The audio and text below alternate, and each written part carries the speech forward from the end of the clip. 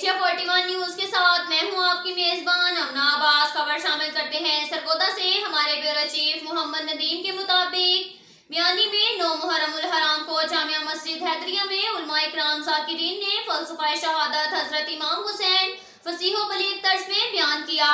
اس کے بعد قدیمی جلوس جامعہ مسجد حیدریہ سے برآمد ہو کر چوک ملنگا والا میں پہنچا تو سید الطاف حسین شاہ کے گھر سے علم پاک برآمد ہو کر جلوس میں شامل ہوا۔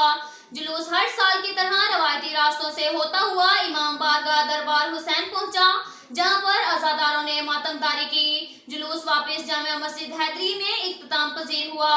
جلوس کے انتظامات سید احسان علی زیدی، سید احسن رضا بخاری اور سید الطاف حسین شرازی نے کیے۔ جلوس میں national piece and justice council حکومت پاکستان کے چیف ایڈمنسٹریٹر ضلع سرگودا سید ملازم حسین شرازی نے خصوصی شرکت کی۔